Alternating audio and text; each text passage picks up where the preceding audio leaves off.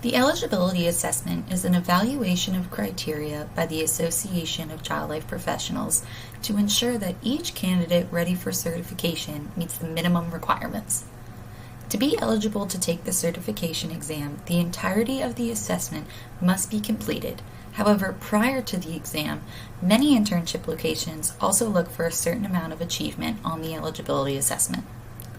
You may begin your eligibility assessment as you are going through classes and keep track of what qualifications have been approved in your online portal on the ACLP website. There is a one-time fee of $80 that is due when you begin the assessment. At times, the eligibility assessment can be a bit confusing, but you can review the instructions on the eligibility assessment on the ACLP page. First, you will begin by logging into your ACLP account. If you do not have an account yet, it is important for you to make one as you will need it as your career progresses. From your profile, you will find a black square with 3 horizontal gray lines in the upper left-hand corner of the page. When you click on this square, there will be a drop-down menu with many different options, one of which is Request an Eligibility Assessment. This is the button you want. At this point, you will pay for the assessment.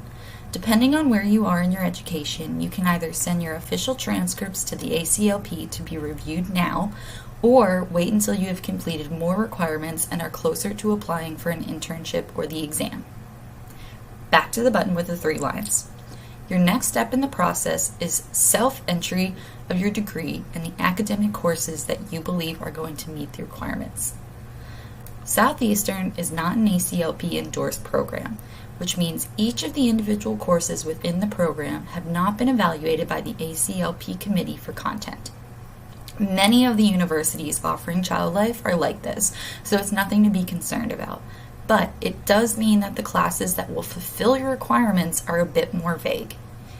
To be eligible, a student must possess a bachelor's degree. Additionally, there are 10 courses that a student must complete to be eligible.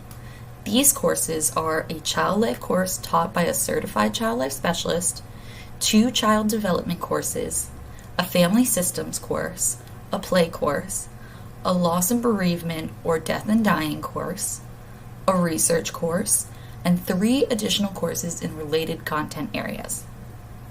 Within the eligibility requirements page on the ACLP website, there is a document called Eligibility Details. This document should be reviewed thoroughly to gain a clear understanding of what courses will count within your assessment. These 10 courses should count for 3 credit hours. The required content must be the primary focus of the course, and the student must enter a course description when entering the course into the eligibility assessment. A helpful tip is to print your syllabus from every class you take along the way and save it.